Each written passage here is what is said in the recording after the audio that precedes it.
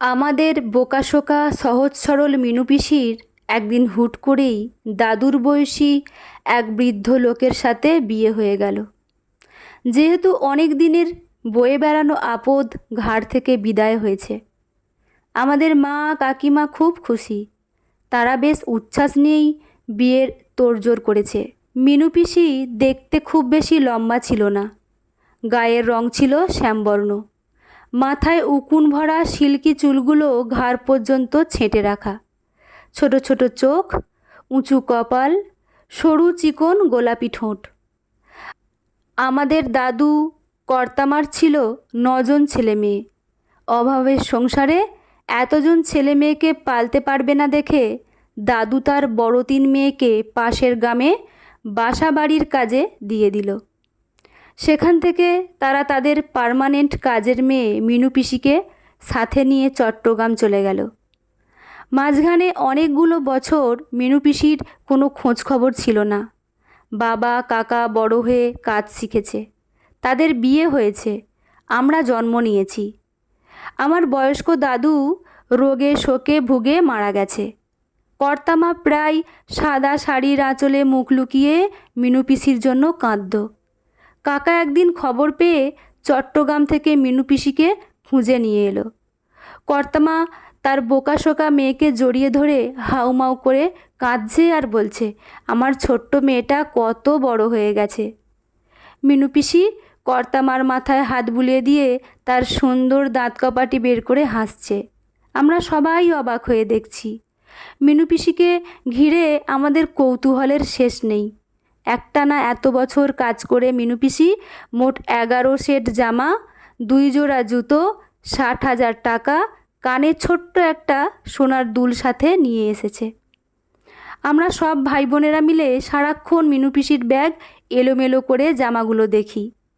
যতদিন মিনু পিসির টাকাগুলো ছিল ততদিন মা কাকিমার কাছে মিনু পিসির আদর ছিল। যেই সংসারের প্রয়োজনে বাবা কাকা টাকাগুলো খরচ করে ফেলল, অমনি ধীরে ধীরে মিনু পিসির আদর কমতে থাকলো, অবহেলা বাড়তে থাকলো। মা কাকিমা আস্তে আস্তে সংসারের কাজ করা কমিয়ে দিল।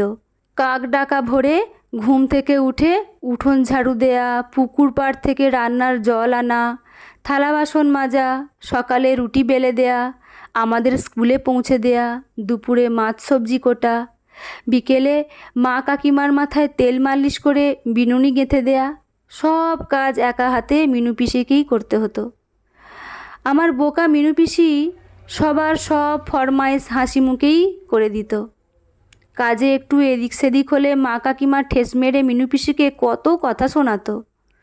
মিনু পিসির যেদিন বিয়ে হলো, কাকা সস্তায় কেনা কাগজের রঙিন ফুল, কলা গাছ, বেলুন দিয়ে বাড়ির সামনে গেট সাজালো।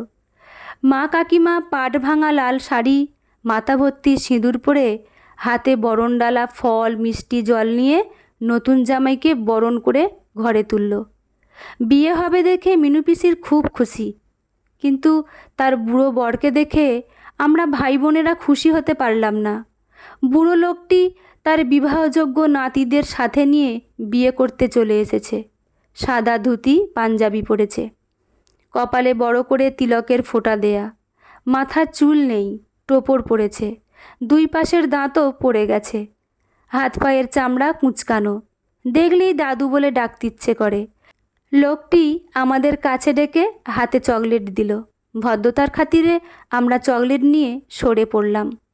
বিদায়বেলা মিনু পিসি একটুও কাঁদল না, বরের হাত ধরে হাসতে হাসতে শ্বশুরবাড়ি চলে গেল।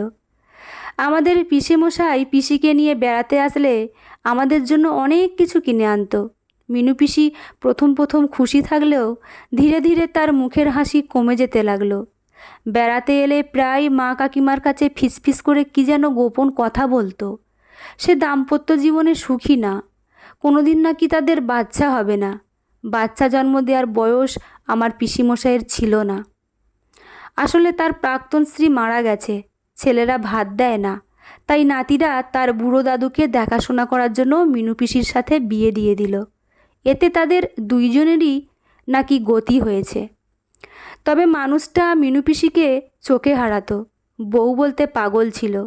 তখন বর্ষাকাল, মিনু পিসির সৎ ছেলেরা নদীতে জাল ফেলে ইলিশ মাছ ধরায় ব্যস্ত। মিনু পিসি উঠোনে বসে মাছ কুটছে। পিসিমশাই কাজ ফেলে চলে এলো। বলল, কই গো, তোমার মাছ কোটা হলো? আমাকে একটু জল দাও। মিনু পিসি মাছ কেটে কুটে হাত ধুয়ে পিসিমশাইকে জল দিতে গিয়ে দেখল পিসিমশাই বুকে হাত চেপে ধরে কেমন জানি করছে। মিনু পিসি জলের গেলাস মেঝেতে ফেলে দিয়ে তার স্বামীকে জড়িয়ে ধরে ভয়ে কেঁদে দিল। পিসিমশাইয়ের মরা দেহ দাহ করার সময় আমরা সবাই মিলে দলবল বেঁধে দেখতে গেলাম। মিনু পিসি সদ্য স্বামী হারিয়ে উঠানে গড়াগড়ি পেড়ে কাঁদছে। একদিকে পিসিমশাইয়ের মরা দেহ মটমটিয়ে পুড়ছে, অন্যদিকে দুজন বিধবা মহিলা হাত টেনে ধরে শাঁখা পলা খুলে দিল। মাথায় লাল রঙা সিঁদুর হাতের তালু দিয়ে ঘষে ঘষে মুছে দিল। তারপর ঠান্ডা জল মাথায় ঢেলে দিয়ে গায়ের রঙিন কাপড় খুলে দিয়ে সাদা কাপড় পরিয়ে দিল। মিনু পিসি 5টা ছাগল, 8-10টা মুরগি, এক ঝাঁক হাঁস পুষত। সেগুলো তার সৎ ছেলেরা বিক্রি করে দিল পিসিমশাইয়ের শ্রাদ্ধ করার বাহানায়। তারা স্পষ্টভাবে জানিয়ে দিল মিনু পিসির কোনো দায়িত্ব তারা নিতে পারবে না। আমার মা কাকিমাও এই আপদ আর সাথে করে আনতে রাজি হলো না। আবারও যেখান থেকে মিনু পিসিকে কাকা এনেছিল সেখানেই রেখে আসা হলো। মানুষটা ক্ষণিকের জন্য সব কিছু পেয়েছিল, আবার ক্ষণিকের মাঝেই এক ঝোড়ো হাওয়ায় সব কিছু কেমন চিরতরে হারিয়ে ফেলল। যার জীবনের প্রত্যেকটা বাঁক দুঃখ দিয়ে রচিত, তার জীবনে চিরস্থায়ী সুখ আসবে কোত্থেকে? গল্পটি এখানেই সমাপ্ত। গল্পটি কেমন লাগলো জানাতে ভুলবেন না। লেখা ববিতা রয়, পাঠে আমি রিমি। দেখা হচ্ছে পরের গল্পে। ধন্যবাদ।